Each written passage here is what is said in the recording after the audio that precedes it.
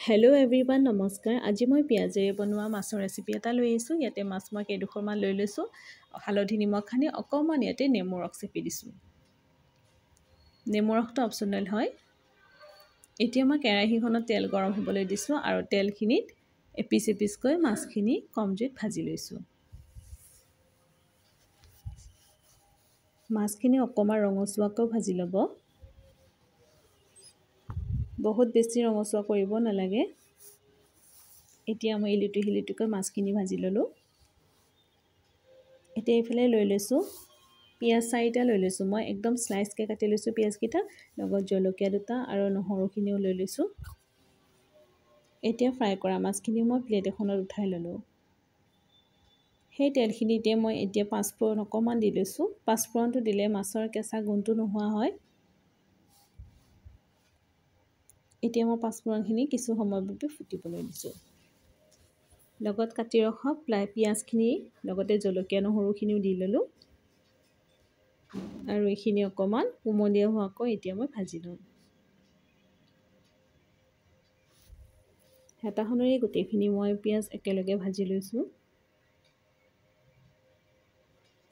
অকণমান ৰঙচুৱাকৈ ভাজি ল'ম পিঁয়াজখিনি।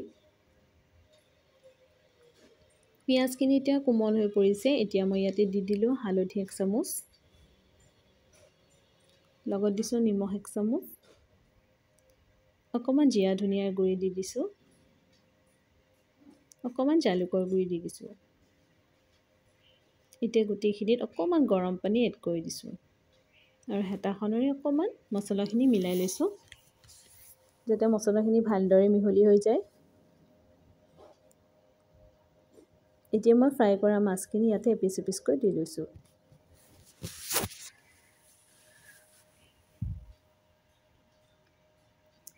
কিছু সময়ৰ বাবে মই এতিয়া ঢাকনিখন লগাই দিম আৰু ঢাকনিখন এনেকৈ লগাই মই 4-5 মিনিটৰ বাবে গেছটো ল' ফ্লেমত ৰাখি দিম। এতিয়া প্ৰায় মাছখিনিও হৈছে আৰু পিঁয়াজখিনিও সিজি গ'ল। ওপৰত মই এতিয়া ধনিয়া এড কৰি দিছোঁ। অকণমান পানী দি আকৌ ঢাকনখন মাৰি এয়া চালোঁ। আপোনালোকে যিমান হিচাপত পানী দিয়ে সেইটো নিজৰ ইচ্ছাৰ লগত কথা।